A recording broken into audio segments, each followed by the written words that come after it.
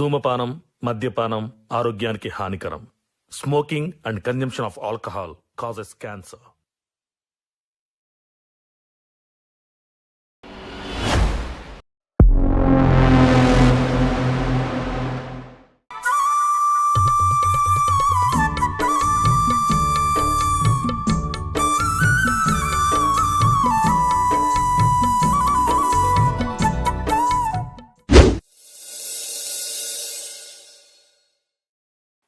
మౌనిక,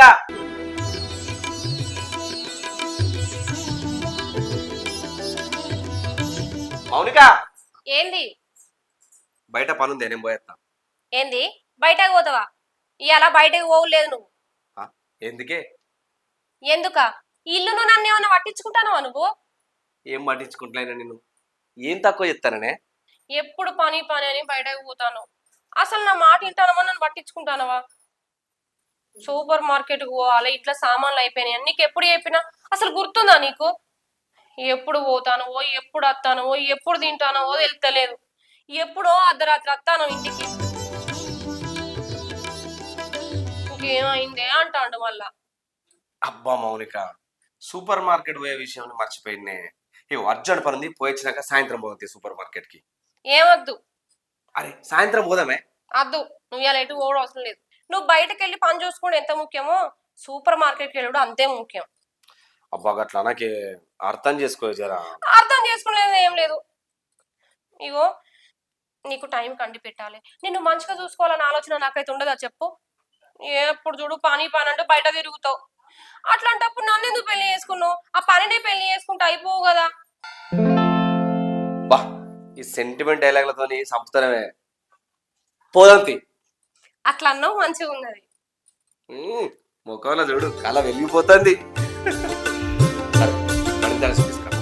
సరే అబ్బా ఇది మొండిది, అన్నాన్ని ఎక్కించుకుంటది.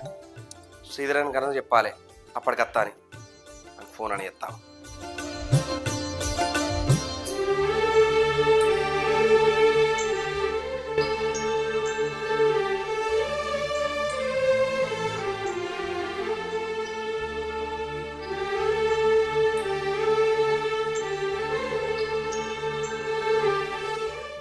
ఏందే పోయేటప్పుడు రామగుండంలో వెలిగే లైట్ లెక్క నీ ముఖం చెకచెక మెరిసే, ఇప్పుడేందే సింగరేణి బొగ్గు లెక్క నల్లగా మారి అంత మాటు ముఖం పెట్టినావు, ఏమైంది?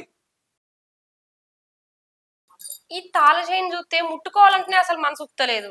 ఎందుకో? ఒకప్పుడు ఈ తాళం చేయికి ప్రియ ఫోటో ఉండే, ఇప్పుడు దీన్ని చూస్తేనే ఎట్లా అవుతుంది నాకు. నీకు ఎన్నిసార్లు చెప్పినా దాన్ని ముచ్చట తీయదని? అయ్యా మహానుభావ, ఏదో బుద్ధి గడ్డి తిని అన్న గుర్తుకొచ్చి ఇంకెప్పుడు అన్నతి. పోదాంపా రా.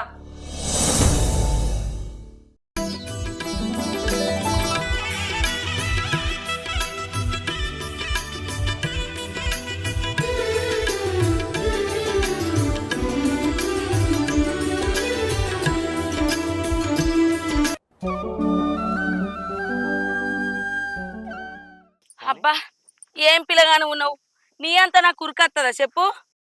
పెద్దమ్మా ఎవరై పిల్లాడు? అయ్యో ఎవరై పిల్లాడు? పిల్లగాన్ని చూస్తే ఏర్పాటు చేస్తలేదారా? ఎవరై పిల్లాడు? ముట్టుకున్నాడే పిల్లాడు. ఒక్కడే వస్తాడేవే? మన చెల్లె ప్రియ కొడుకురా. ఏమైందిరా సీనా, ఇప్పటి రాక ముద్దాన్న పిల్లగాన్ని చెల్లె పేరు చెప్పగానే చేయి దూరం తీసినావు.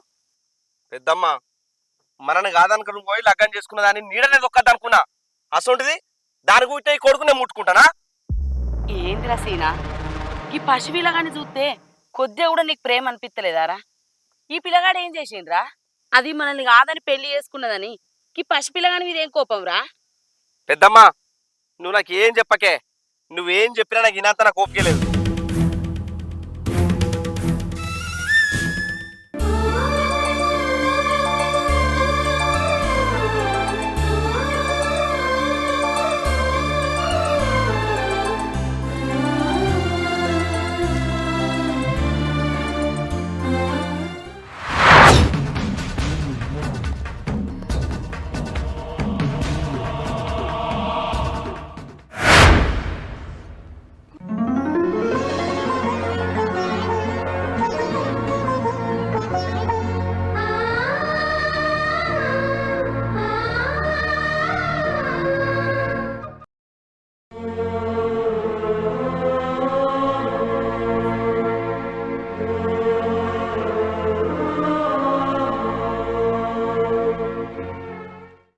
అన్నా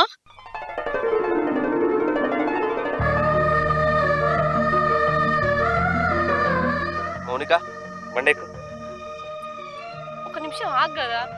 బండెక్కు అని చెప్పినా నా మాట వినతలే నీకు. ఎక్కువ బండెక్కు.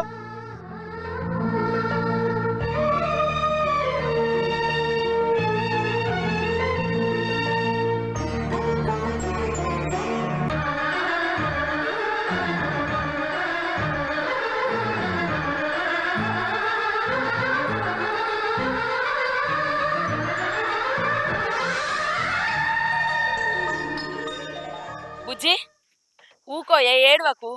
ఇన్ని రోజుల నుంచి నువ్వు ఏడ్చింది చాలు, బాధపడ్డది చాలు. బస్సుకు టైం అవుతుంది, పోదాం పాండి. అది కాదే పెద్దమ్మ, కళ్ళ నిండా కనబడ్డ నాన్న కనీసం మందలించకుండా కూడా పోతాండే పెద్దమ్మ. మనసుకు మస్తు బాధ అవుతుంది. పిచ్చిదానా, నీ కళ్ళ కనబడ్డాడు కదా, అదే సంతోషం అనుకో. వాడి మనసు మారినాడే వాడే మాట్లాడతాడు. ఏడవకే, పోదాం బస్సుకు పోతూ.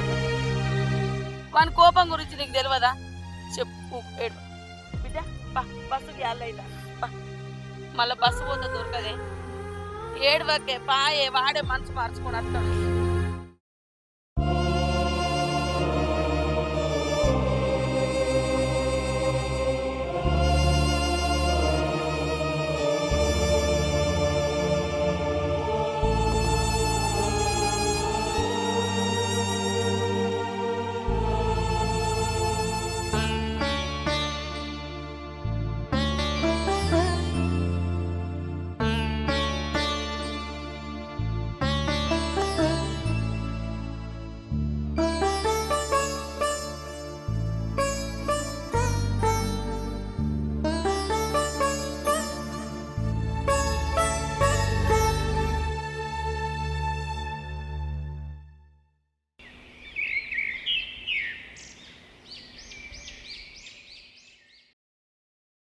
పెద్దమ్మా, పెద్దమ్మా. ఏంద్రా నీకు గిట్టు మాట్లాడితే కాడ చూస్తున్నామేందే? చూడకపోతే ఏంది? నువ్వు అంటే నాకేమన్నా భయం ఆరా?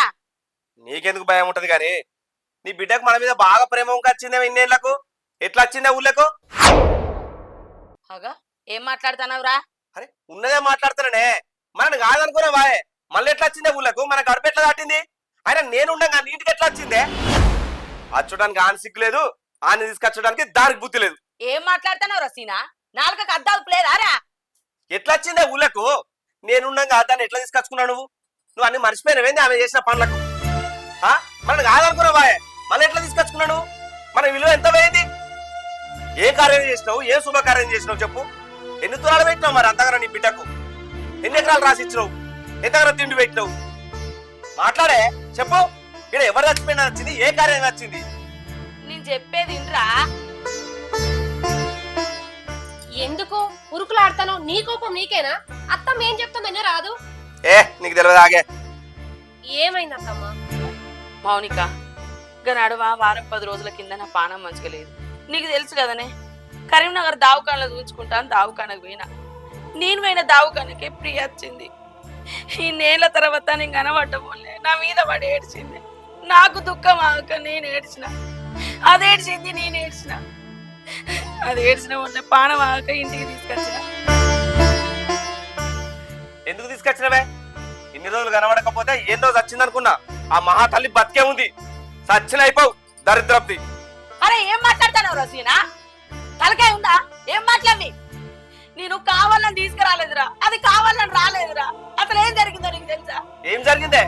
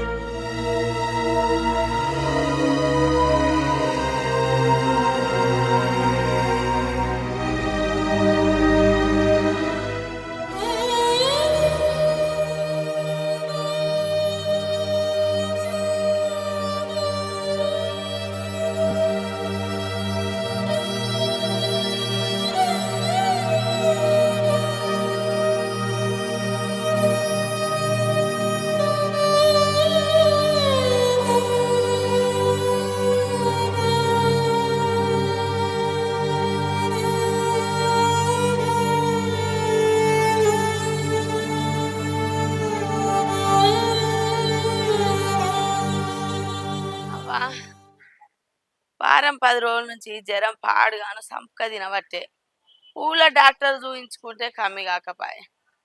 ఈ దవాఖానలా డాక్టర్ మంచిగా చూస్తాడని అన్నారు. సార్ ఏమంటాడో ఏమో. అబ్బో.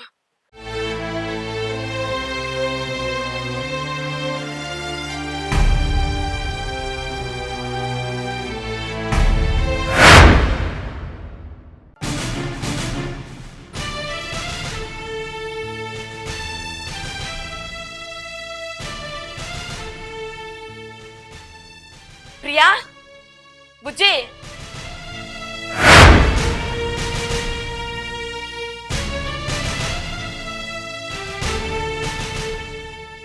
ఏంది బిడ్డ? నువ్వు గీడున్నవేందే? నువ్వు గీడుండే అవసరం నీకేమొచ్చింది బిడ్డ? ఇక్కడికి ఎందుకు వచ్చినవే? ఏమైంది బిడ్డ? నువ్వు గీడెందుకు ఉన్నవే? నువ్వు ఇక్కడికి రావాల్సిన అవసరం ఏమున్నదే? మనవడికి ఏమన్నా అయిందా? మరి లేకపోతే నీకేమన్నా అయిందా? అల్లుడేడు బిడ్డ?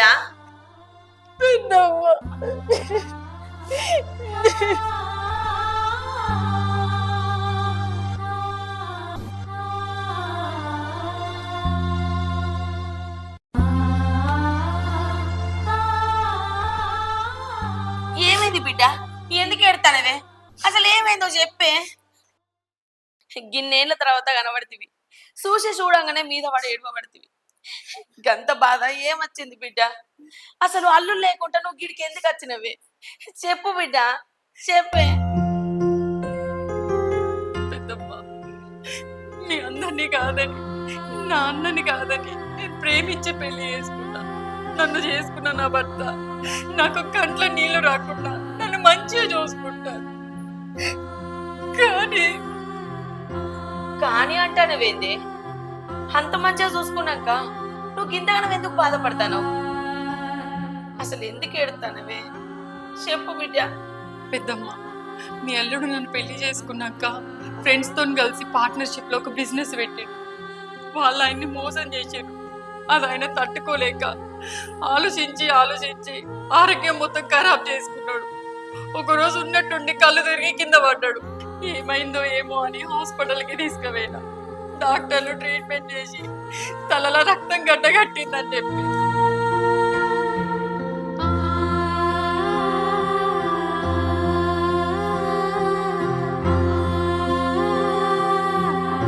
పెద్దమ్మ, కొన్ని రోజుల కిందట నేను ఇంటికి వచ్చినప్పుడు అన్న నన్ను లొల్లి పెట్టి ఇంట్లో నుంచి గెట్టేసిండు. నేను కట్నం పైసల కోసం వచ్చినా అనుకున్నాడు, కానీ నేను కట్నం పైసల కోసం రాలేదు పెద్దమ్మ. నీ అల్లుడి ట్రీట్మెంట్ కోసం పైసలు అడగడానికి వచ్చిన. అన్నావేం అర్థం చేసుకోకుండా మూర్ఖంగా ప్రవర్తించిండు. మిమ్మల్ని అందరినీ కాదని ప్రేమించి పెళ్లి చేసుకున్నందుకు ఈ కష్టకాలంలో ఒంటరిదాన్ని అయిపోయిన పెద్దమ్మ.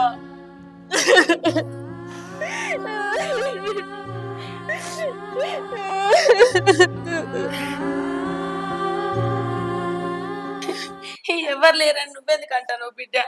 నువ్వు నా బిడ్డవు కాదా? నేను లేనా బిడ్డ? ఏడవకు. అల్లుడు ఎక్కడ ఉన్నాడు ఇప్పుడు?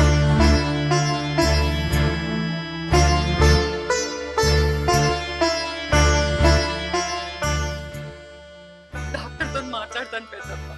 నువ్వేడు. అల్లునికి ఏ పాటు పైసలు ఖర్చు అయితే దావకాన్లా అవన్నీ నేను ఇద్దా బిడ్డ.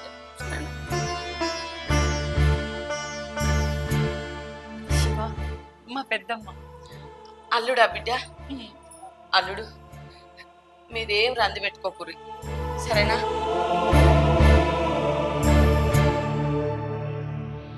పాండి బిడ్డ, ఇంటికి పోదాం. పావే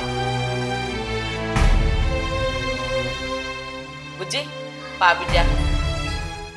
మేము రాం పెద్దమ్మ, ఇప్పటికే అవమాన పడ్డది చాలు. గట్లా అనకు బిడ్డ. మీకు లగ్గమైన కానుంచెల్లి నువ్వు ఎక్కడున్నావు, ఎట్లున్నావు, ఏందనేది కూడా నేను చూడకపోతే నాకు ఎవరున్నారు బిడ్డ? నువ్వే కదనే. అయినా మీరేమన్నా వాళ్ళ ఇంటికి పోతానా? నా ఇంటికే కదా వచ్చేది. అల్లుడు, ఇంటికి వచ్చి కనీసం బుక్కడు పువ్వన్న తినిపోండ్రి. సరే. ఇంతకీ నువ్వు ఇక్కడికి ఎందుకు వచ్చినవే? నాకు వారం 10 రోజుల నుంచి జ్వరం వస్తుంది బిడ్డ. దావకాన్లో చూపించుకుంటా అని ఇక్కడికి వచ్చినాక నువ్వు కనబడ్డవులే నా మనసు నిమ్మలమైంది. రాని పోదాం రాని. నేను మళ్ళొచ్చి చూపించుకుంటా రాను. అల్లుడు పిల్లగాడేడి? వాడు మెట్ల మీద ఆడుకుంటాను పెద్దమ్మ. అల్లుడు మా పిల్ల రాను.